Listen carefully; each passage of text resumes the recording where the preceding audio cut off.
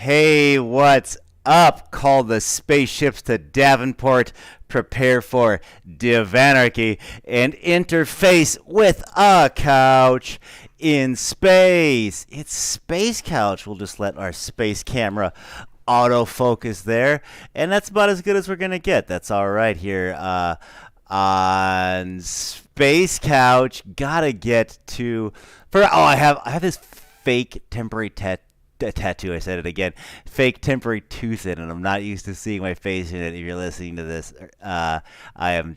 I imagine I'm still handsome.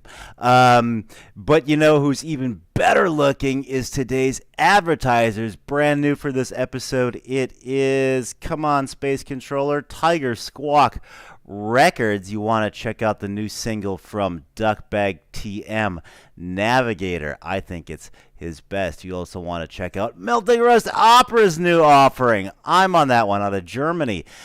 Brain Games, that's the Gossicles and Big Time Kill. You also want to check out Comrade Computer out of Canada or perhaps other places. Club Ovaders, Choke Point Overdrive. Beta viruses like that, but not like that. You also want to check out Emerging Eldritch from Science Fiction out of Kansas City. Of course, Landscape Body Machines, upcoming single No Cables. Slider, Caustic, Ursius, Exit, Gasoline, Invertebrates, new album Cracked Wax Battery. Also, Alita Synesthesia's Ukrainian benefit. It's amazing. Distortion versus Tiger Squawk, 35 tracks. Mysticon, Mist-a-cons, also in the 30s. So much free, amazing music for you, or music for a nominal fee from Tiger Squawk Records. You can see it there at the bottom. I don't often point out the URL, but I'm excited today. TigerSquawkRecords.bandcamp.com. Why am I excited, you ask? Well, we are breaking not only boundaries of space and time by somehow broadcasting from a couch that's orbiting the moon or the stars. I haven't really figured out the lore yet. But we have our first stand-up comedian, which is so exciting to me. Ladies and gentlemen, please welcome Derek Lee Feltner. What's going on, sir? Hello, everybody. What's going on? Thank you so much for coming to talk to us here in space. Let's do a little bit of just setting the table, I think. I'm going to break into the clip right away just so we can sort of work from a base as a viewer group and get to know the multi-layered, faceted onion? I don't want to go onion. That one gets overused. We'll come up with another food-based metaphor in a second. Okay. But here's. Do you need anything from me? No, not right now. We're just gonna show this Grand Rapids clip, and it's gonna be like a minute. Sick. All right, we'll cut to that. As I mentioned, I have a son, and I've been asked, Derek, when was the first time that you realized that you were a father? Because for some, it's the first time that they hold their child after they've been born. But for me, the first time that I knew I was a father was the first time that I bought my jeans at Costco.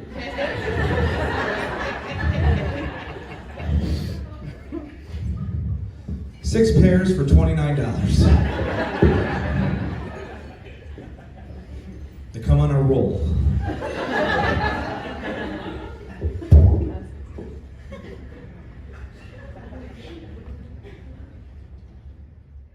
So, thank you. We just played a little bit of the stylings, if that's even the right word to use, of Derek. But all right, so like, let's do a little superhero origin story. When did you kind of first ideate stand up into like, and then talk about doing that jump of like going into actually doing it? So I've been performing. I've been doing comedic performance for the last 5 years. Mm-hmm. And before that, I was in bands numerous years. I had talked about doing stand-up comedy for a very long time. Right.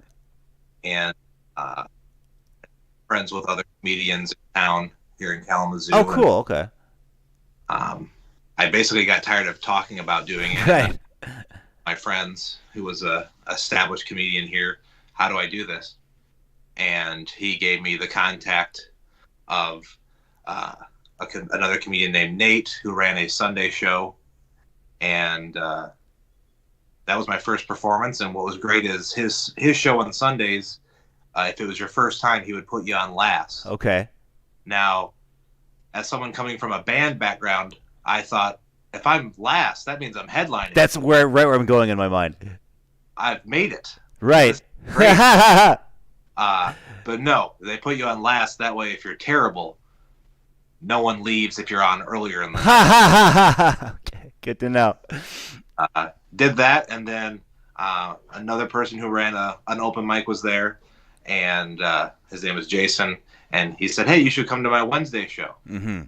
And of course, yes, let's do that. So I went to the Wednesday show, expecting the same response I got on Sunday, with the same jokes, and every joke I told did not hit whatsoever. And I was like, okay, apparently you can't just do what you do in a band on Sunday, Wednesday. But that was my first dive into it, and I have up and down wise loved it the entire time. Why? Now, meaning like for specifically for me, like I would be like 100% coming from band world too, because it's like you always kind of think about it. Like I grew up on Comedy Central and shit. You're like, I could do that. I'm funny, yeah. But like I don't know if I could really cobble together an act. Like what does that animal feel like high level going from band world to stand up comedy world? I liked it more just because only me that I have to worry about.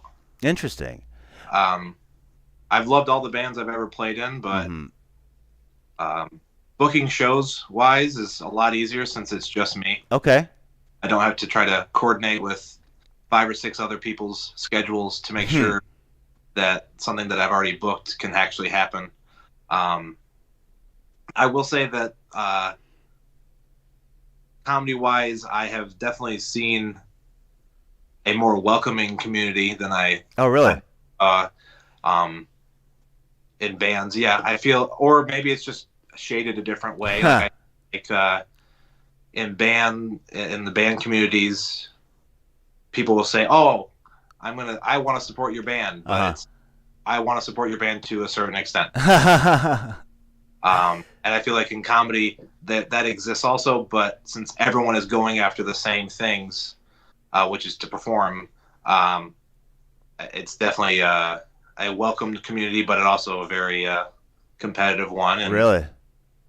I don't get to perform out as much as I would like to, but that's just because I have things outside of comedy that are very important. That I have a child. So. Right. Well, as we learned from it wasn't just a bit. Yeah, I do have a child. Okay. He's older now, so his favorite joke that I do is my comedy career. Well, how much that is. That's interesting. And Ken, I'll get to your question in a second. But like I have a note here to ask you if you remember the first joke you told on stage. Is that even the right noun to use? Like, because you're don't let me put words in your mouth. But my sort of interpretation of your style is this sort of you call it a comedic performance. It's this controlled chaos. You're sort of, I don't know, letting the audience see or experience. So is joke or bit, if you want to get into the nomenclature, the right word to even use? So the first joke I ever did was actually so like so many people doing comedy for the first time, I got on stage and said, "I don't tell jokes, I tell stories." Right. And then I proceeded to tell a story about the day of my wedding where my mom totally bailed on my. Oh my God. I talked about that for 5 minutes. And Nate, the guy who ran the show, had told me very specifically, like, you get a total of 8 minutes. Uh-huh. I was like, okay. So I purposely put a timer on my phone to go off at 8 minutes. And it did while I was in the middle of my Oh, 8 minutes. no. And I just said, okay, that's my time. Thank you. Good night. Bigger laugh than the entire story did. So from that point on, I had realized that the stranger things I can do, which are an extension of my own personality, the better. That is an amazing origin story. Oh, I love it. Not only were you a good guy and did the thing that one out of every motherfucking million people do and stay close to time. I'm sorry, I just got from a con that went way past time. One more song.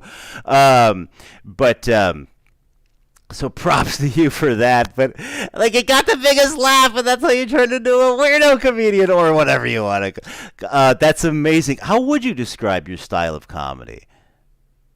So I would say it's comedic performance. Uh-huh. If a person is a fan of like Andy Kaufman, Mm-hmm. or like Reggie Watts, Hell yeah. as far as performance, you'll like what I do most likely. And if you prefer clean comedy that talks about nonsensical things, similar to like, Jim Gaffigan, like that, then you'll probably like me. Or, which is also a great category, if you hate everyone that I have just mentioned, come see a show that I'm in also, because I would love to hear your reaction. Negative. Oh, yes. Yeah, that would likewise be amazing. Ken Moggerman, friend of the show, Sounds and Shadows, asks, what are your thoughts on mixing comedy and music? I think it's a great thing. I've done shows with bands before, as a performer before the headlining band, Right. or as a performer who introduces each band throughout the night and then performs. It's great because with comedy shows, most of your audience is going to be pretty quiet. They're Really? they're gonna try to watch. Okay. And if you do have outspoken, like heckling people, Right. those people will usually get taken down by the person on stage. Someone in the crowd will tell them to like shut up, Right. or if it's a club, someone who works at the club will tell the people to shut up. Okay. With band shows, it like the last one I did recently, when I went up, there was just, I'd say 5 or 6 people yelling while I was trying to tell jokes. So I would just purposely become quieter and quieter. So people would have to strain to. Oh, that's funny. And I think it is a great match. I don't think that every type of comedy works, and you would want to try to pair yourself with bands that would cater to an audience that might like you. Like I've done shows with punk bands, and that's went over really well. I've done metal bands, that's went over really well. But I can't say that I've done like the contemporary or country audiences yet. Okay. But if anyone out there has a band like that, I would definitely love to give it a try. Well, we are watched by a lot of country fans, as I'm sure you all know. So if you run a honky-tonk bar or just a tonk bar even, let us know, and Derek will fly right out from Kalamazoo, Michigan. What's the comedy scene like in Kalamazoo? It sounds pretty great. So we are definitely rebuilding. Our city, like so many, was affected by the pandemic. Right. But we do have stuff back and running show-wise. My friend Jared Hibbs runs a show called the Laughter Layover, which is at the Travelers Pub, which is right near the Kalamazoo Airport. He does a monthly pro show and a monthly open mic. So look up Jared Hibbs if you're a comedian wanting to perform. Check it out. My friend Casey Curran, he runs a weekly open mic at Final Gravity Brewing, which is called, I could be wrong, I think it's called Final Hilarity. Final Hilarity open mic. But that's on that's every week, and You can reach him on Facebook, KCKCEYCURRAN. And Awesome. Well, we will definitely check those out. I know we have some fans from Kalamazoo and previous guests, so please frequent those establishments. But let's give you a plug. You got some stuff out on Bandcamp, yeah? I do. I do have 3 tracks on my Bandcamp website. Well, 2 of which are from a cassette tape that I put out myself. Cool. Here, the name of the album is "This Is Not a Comedy Album. Let's Get Drunk and Watch Congo." And it is 2 tracks of my comedic performance audio mixed with quotes from movies that I really like, and lots of noise that I've created using various effects pedals that I have. And the other track I've put out is for another tape that I hopefully will be able to release later this year, which will be called Dyson, Miles Dyson. That's amazing. And I do actually have a preview of one of the tracks. Oh! So All right. Space Couch Special Media. So here we go. This is the new track. Sex. Sex. Sex. Oh, man. All right. So. Sorry, that was my sex tape. Stepped You on weren't supposed to hear that. I stepped on your joke a little bit. I'm sorry about that. That was really good. Check that out at, correct me if I'm wrong, DerekLeeFeltner.bandcamp.com. Yes. Basically, the name you see on the screen, take out the spaces and add a .bandcamp.com. This sex tape. That was fucking funny. I'm projecting a little bit with this question because I do like an ostensibly comedic industrial band, and like all of our shows definitely have like an audience arc that go like, what the fuck is this? I don't know what's happening. Shut the fuck up so Faderhead can come on. This is awesome. Like, do you experience a similar arc with such a chaotic, I'll call it, performance? Yes. I every show I've done has been a little different. Okay. Reaction. My favorite thing is if I could wear like a spy camera to film people's faces while I'm performing. That would be great. Usually the confused looks is what I really love. Nice. Someone's like, I don't. Right.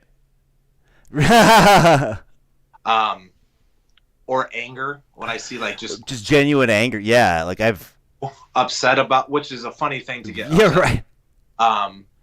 I did a show a few years ago where a man just booed the whole time. Just boo, like just the word boo, like boo, oh, no. And then would take a breath.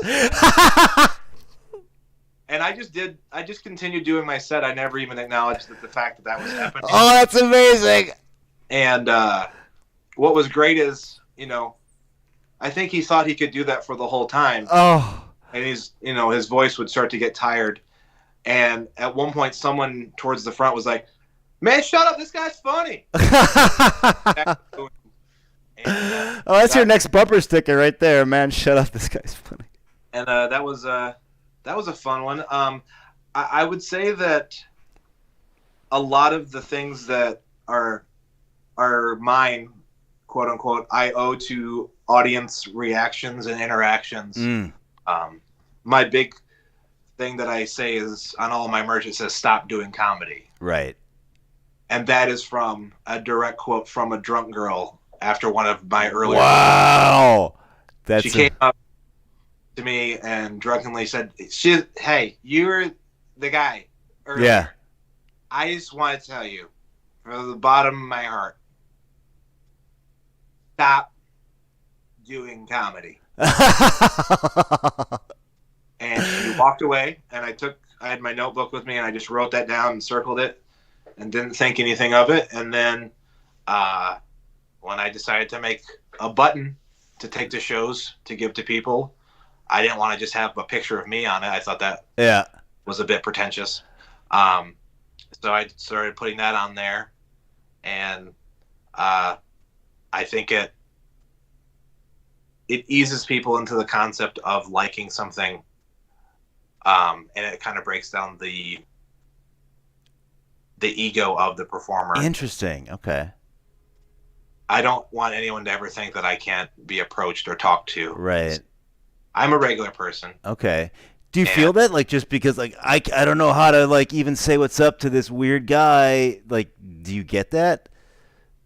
Yeah. Okay. But to, like, I think as performers, we're all kind of strange, Right? And have a certain air about us where, I think all of us think that we might be a little better than the other performer, Right? But I if I have that and have ever done that to anyone, I'm sorry, but I want to hang out with everybody and let's be weird together. Yeah, I mean, it's kind of the premise of this space couch thing. It's just like really an excuse to hang out with interesting people. I got stop yelling and leave once. Hey, stop yelling and leave. Oh, okay, cool. Sorry. Okay, that's the show, everybody. This is gonna sound like I know more than what I'm talking about, but what informs your comedy? Informs my comedy. Yeah, like, are you just like walking to work in the morning and you're like, that's fucked up, and you write it down? So yeah, it's usually life experiences or random thoughts that I've decided to, like, put on social media and then come back and tweak. Like, let's see if I can find it. Or I'll sometimes just write something down that I don't even know why it's there. Like, I had this idea. So this is my book I take everywhere. Awesome. I've always thought the idea of someone finding someone's, like, journal or notebook very interesting. Okay. Like, people say they wouldn't open it, but they would. 1,000%. So I have purposely put my book in a way that if you were to grab it and open it, it's going to go to a specific page. Oh my God, that's amazing. And the page it goes to, as I almost dropped my book, it just has a sentence and it says, "I'm a sexual disappointment." All right, that's over there. There we go. That page right there. Oh, that's so good. And the most recent show I did with bands, I purposely left my book on a table while I was loading all my gear out.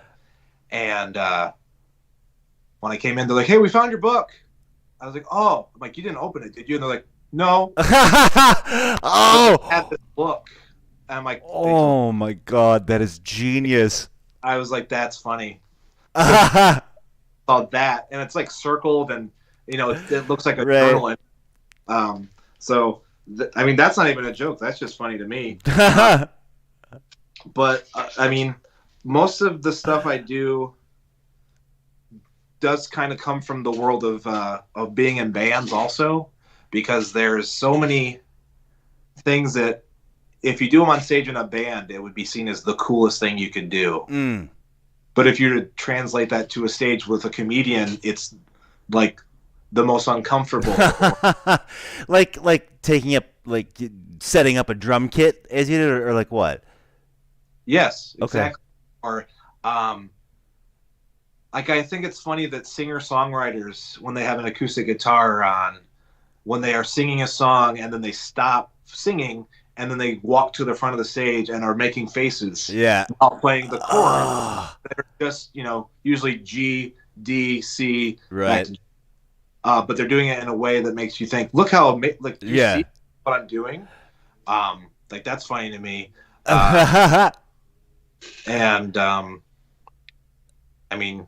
That's a Dana Carvey bit, like when people make a facial expression to say that they changed chord, like a magic trick, like exactly. Like that's. I mean, he's completely correct. I've seen it 1,000 times. Like, wow, you went from D to fucking D minor, like. And with the comment you said about the drum set, there's actually a bit on my YouTube channel called The Drum Set. Right. It's pretty great. Everybody check it out. I laughed. Not quite as much as I'm laughing today because you're killing me with these stories. Want to give a quick shout out. I'm switching coffee cups. Last week's guest was Red Locust and gave us Red Locust brand coffee. It's delicious, very earthy. I'm going full tentacle today. I don't know why. Because I want to spread my tentacles all up into the comedy of our wonderful guest, Derek Lee Feltner. Where do we catch you next, man? So for the month of April, it's all digital stuff that I'm doing. So I'm doing this, and then I'm doing a podcast called the Notes Magoats podcast. Oh, awesome!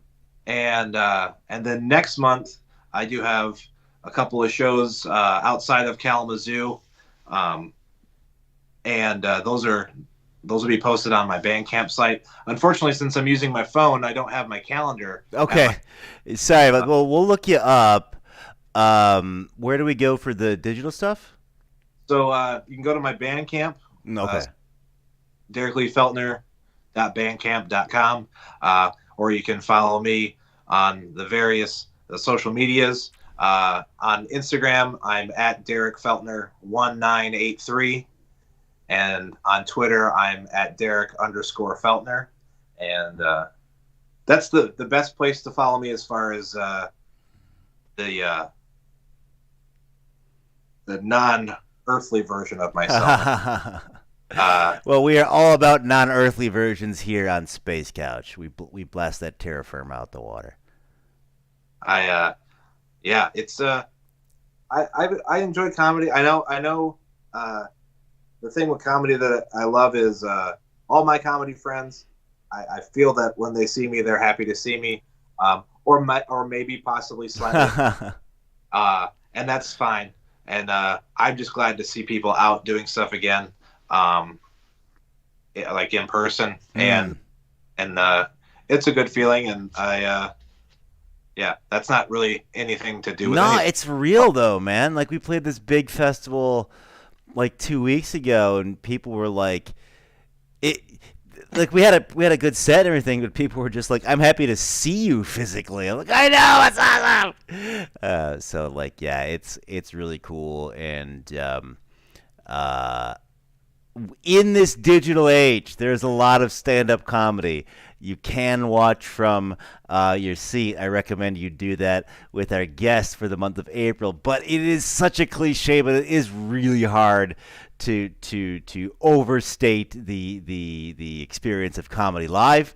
I recommend that if you have the means to see our guest today, please do so. Check him out next month in and around Kalamazoo or the Midwest in general. Are you staying? Are you getting out to the side? So yeah, the shows next month are in Michigan. On the ones on the far east side, it's called the Captain's Quarters, and one's in Lansing. Yeah, one's at Lansing. I just remember that. Dope. So, yeah. Dope. So if you're out to other, I'm currently trying to get to Chicago to do shows. Hey. Haven't had any complete luck yet. I was helped out by a comedian from Chicago. She let me know about a Facebook group about comedians trying to book shows, and my total naive self went into the group and posted, "Hey, I want to come to Chicago. Anyone know of any good shows that would pay?" Right. And I got 3 really negative comments about it. And then 2 positive ones. The 2 positive ones I've used to further help myself. But my favorite negative comment was, "Wow, you really are a comedian." Damn. Like I was like, okay. And a friend of mine who lives in Chicago, him and I were messaging. He's like, "Yeah, don't worry about those people." He's like, those are people that you're not even gonna probably like cross paths with. So don't even let them bother you. I don't get it. What? First of all, thanks to Dan for joining the show, who lives in Chicago. Hook us up if you know anybody. But like, I don't get it. Like, it's just you didn't ask it in a funny way, or is that breaking some sort of internet Facebook-y culture thing? I think it's more that I was asking nicely. Oh, it's probably like, who do you think you are, man? Like, oh, right, okay. Guy from Michigan, Kalamazoo, wanted to come to Chicago. Got it. No, it's like, nah. That's why I want to come. Right. No, lot of amazing comedians are in Chicago. So why wouldn't I want to go You're right. there to, even if it was just for an open mic or, and also I don't think it's weird coming from a band background to totally ask like, hey, if I'm driving 2.5 hours, are there places that I could perform at that could at least give me like a 20 for Right. And if not, I'll bring my merch. Just Right. that. Or I won't, and it'll be fine. I have this question down, and I'm angry at myself for even concocting it because it's so hacky. But I'll ask it because it stared me in the face. We get into like Barbara Walters territory a little bit on Space Couch. If like 3 to 4 of your comedic influences were Star Wars characters, who might they be? So the person that's the comedian. Yeah, you can take it any way you want. Like if you want to distill the essence of whatever Lenny Bruce down into Yoda for some reason. Okay. So I guess like it would be like influence wise to so we'll go with the light side of the Force. Cool. So like my Yoda would be Andy Kaufman. Dope. And then from him to like the Obi-Wan, who would be my teacher, that would probably go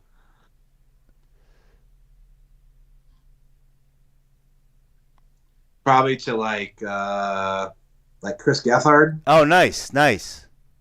Just because stuff that he's talked about in his specials with like depression and anxiety, and now he's a dad, and he became a dad kind of around the same time I did. Yeah. And weirdness of that, of being like an older guy with a kid. So yeah, that would be cool. And then I guess my Princess Leia, and I would know that she was my sister, not before. Probably Kristen Schaal. Nice. Bob's Burgers, and she also did amazing stand-up performance before that. Gravity Falls. Her Comedy Central special was like one of the funniest things I ever saw, just because it was so out there and weird. It was so like she headlined a night of a pre Last Week Tonight. John Oliver had a comedy show for like a second. And she was the big guest on that. And I still think about that set. Like I'll be doing the dishes and like, yeah, it was fucking funny. Perfect answers. I buried the lead on something just because you do so much. I forgot to ask. Where do we get your podcast? Any place podcasts are gotten? Oh, I don't have a podcast. Oh, I thought you said you're doing a podcast. Like I'm a guest on a podcast. You're a guest on a podcast. Yeah, I'm sorry about that. That's called the Notes McGoats podcast. Okay, cool. No, I do not have the means to podcast at this point in my life. Okay. But who knows? That could happen. I mean, It's being creative and it's making something, so I'm all for it. fascinating. Do you does juggling fatherhood and comedy get pretty gnarly? Definitely. Yeah. I mean, I don't like have like times where I stay overnight. Like I always am coming home the night of a show. So yeah, I would say the biggest stress would be if I've left from work to a show that's a couple hours away. Getting a text about my son just not wanting to go to sleep, or he's asking where I'm at. Right. That he doesn't want to go to sleep unless I'm home. Like that sucks a lot. But I mean, despite that, being a father is a goldmine of potential material. Right. Just, I mean, today, so I'm here at my house by myself. My sister-in-law is watching my son because my wife had a prior engagement also. So I took him over there, and on my way there, I had to tell him, he's 4. I said, we're going to stop, and I'm going to get gas. That sounds great. So we stop for gas, and I get out, and I'm pumping gas, and the window's down enough, and he just starts yelling, hey, I have to pee. I have to pee, like, so bad. I was like, okay, all right. finish pumping gas. We run inside to the gas station, walk over to the 2 bathrooms. They both have signs on that say "out of order." Oh no. And he's like, "I'm gonna go." I'm like, "Okay, it's okay." So we walk over to the coffee area, and I grab one of the small coffee cups, and we step to the gas station. And just pees in a cup right there in front of the gas station. Sit there in front of the gas station, so that way the employees knew why I took a cup. Because the last thing I wanted to have happen is them be like, "Hey, that's a quarter," or something. Well, you just it's like in geometry class where you had to show your work. Like, Yeah. you just want them to know, like, the life cycle of this particular gas station coffee cup. And then when we got to my sister-in-law's, oh, by the way, I did dump the urine out near a storm drain, and then I threw the cup away. So I didn't throw a cup of urine in a garbage can. I'm not a monster.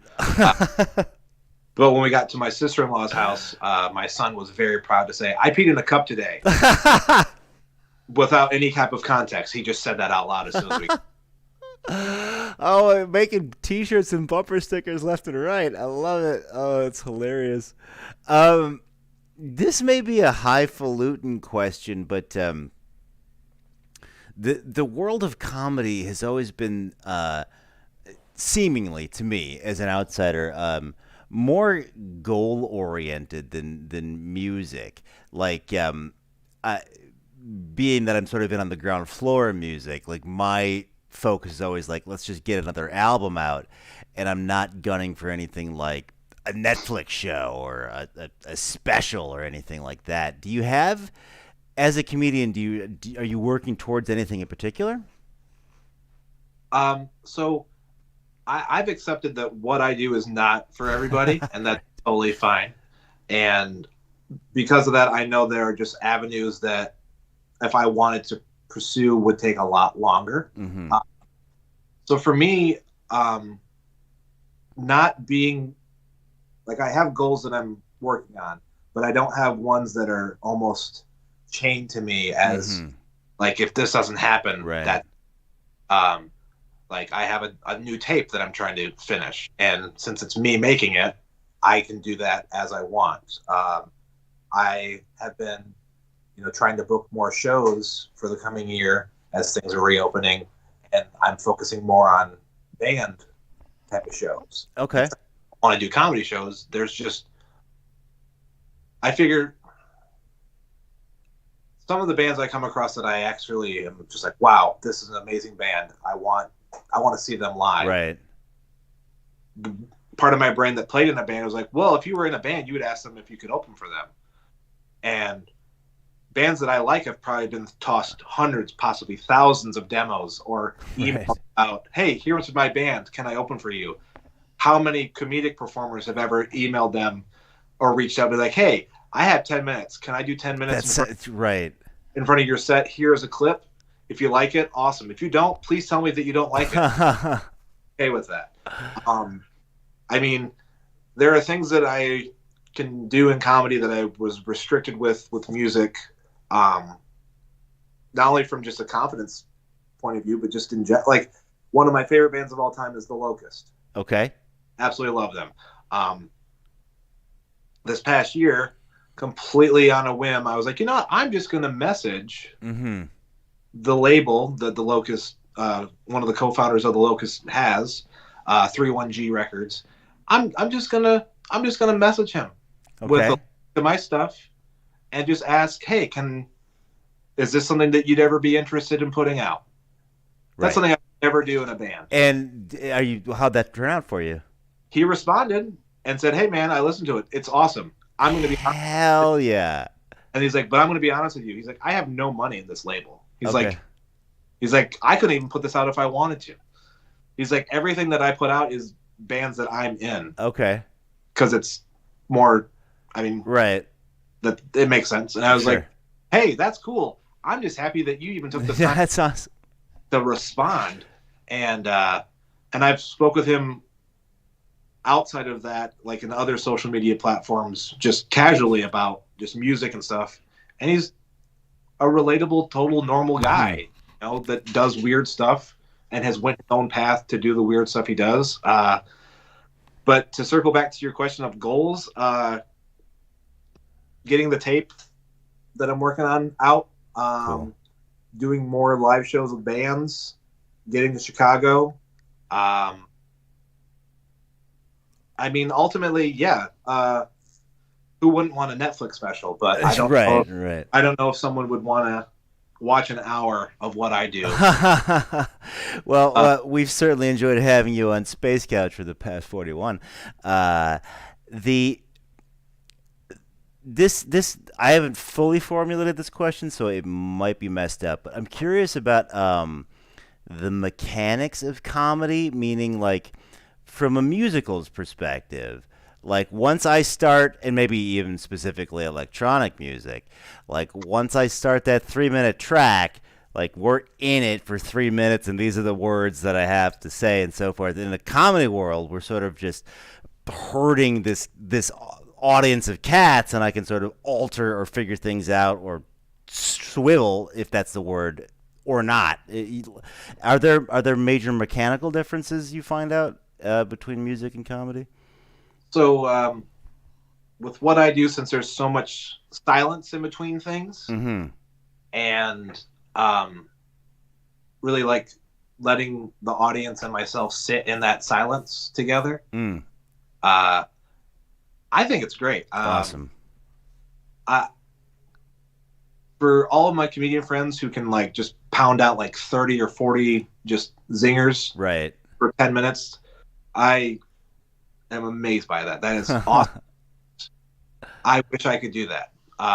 But I like just telling a joke and then just taking the time to do what I want with it. Because Amazing. as a performer, just like with your 3-minute track, Yeah. someone's giving you 3 minutes to do what you want, and they're not going to interrupt it. That's your time to do what you That's want. amazing. I mean, they'll try to, maybe, if they just yell boo the whole time, but then, okay, now deal with that element. That's sort of your job, if I understand it, right? You know, in comedy, I tell, when I've been at shows and someone's like had like a bummer night or whatever, Mhm. I just tell them like, yeah, that sucks, but you just got to go up on stage and talk for 8 minutes Yeah, it's great. with a microphone, Right. and no one could just tell you to stop. Like, but you can respond to them. Or if they do tell you to stop, it becomes your slogan. Yeah, I had a show. It was one of the earlier ones I did once stuff reopened in Michigan, and I stopped a lady because she just kept talking. She was talking through everyone else's performance. Oh, okay.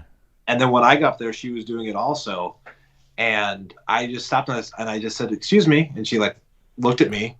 I was like, "This isn't television." And she goes, "What?" I'm like, we can hear you. This isn't, you're not watching Netflix. This is, I'm like, you can talk, but you have to be part of the show. Right. Talking about what you're doing. Wow, what a bizarre. Is that like pandemic stuff, do you think? Like people haven't. But what was great is the people that were sitting with her were like nodding, like, yeah, shut up. Like, yeah, she's right. Oh, so dope. Derek, we're on this rogue flight path out here in space, by way of Boston, but mostly space. And so I'm going to bring this flying couch back on into the station. Okay. Our homework for today is we're going to check out derekleefeltner.bandcamp.com now, and it sounds like throughout the month of April for your digital offerings. We will also check out that space for live opportunities to see the comedy stylings isn't even the right word, oeuvre experience of Derek Lee Feltner in the Michigan area or Chicago, if anybody has a line on that sort of thing. I saw some horrible stand-up comedy in Chicago once, but I'm sorry, I just had that memory. It was what was one of the jokes that was terrible? I don't remember, but here's how bad I knew I was in. It was like in trouble because I was going to see some industrial band and like there was like stand-up comedy just there. It was like an unrelated night, and it was so dead. And I was sitting at the bar, and somebody said some line that was like, it was like a 3. And then so I kind of laughed. He goes, yeah, my man's laughing. Like, he had to point out the fact that somebody in the audience kind of laughed. I was like, see, I said a joke. That guy laughed. It's a joke. Yeah, right. Like, I'm validating the entire horrid night. Yeah, but that is the opposite of the experience you at home will have once you go see Derek Feltner live. I haven't laughed this much on an episode of Space Couch in recent memory, so mission accomplished as far as space goes. And it's a good place to accomplish missions in space, so I hear. Otherwise, like, life support fails and we crash into the sun and Magellanic Cloud and shit. Or like our bodies get compressed to the point where, our bodies become spaghetti. Yeah. Black hole. Right. I mean, the Spaghetti Body show would be but like we already spent all the money on the graphic and stuff like that. So like we can't change. So thank you for steering us away not only from a black hole, but steering us towards wonderful comedy at DerekLeeFeltner.bandcamp.com. Check him out on Totes McGoats, wherever podcasts are available. So do you have any closing thoughts here on episode 130, whatever it is, of Space Couch? I guess if you like this interaction, you can also just look up my name in YouTube, and you can see videos of myself and comment about them if you like, positive or negative. And I think on top of that, let's all embrace going back out into the world and seeing each other. That's what's up. Allow everyone who's performing to knock the dust off themselves and not be so critical about, every single note that they might sing if it's not completely right. Hell yeah. We've had a horrible couple of years, and we should be going into the rest of our lives positive, since the worst negative thing that could happen is more or less behind us now. There you go. That's what's up. This is Brian for Space Couch, for Derek Lee Feltner, saying, call the spaceships to Davenport, prepare for divanarchy, and interface with a couch in space. Space Couch out. Such a good episode. I let us talk over the end credits here. I forgot to say that in the preamble of the show, but all these wonderful people you're seeing right now are sponsors of the show, thanks to Dominic and Jonathan, and Aaron and Remily and Ray and Hans and Planet Damage and Phil. They're all wonderful. This was a hilarious episode, man. Thank you. Yeah, thanks for having me. Oh, this is so good. I'm gonna lean over. Oh wait, this song's still going.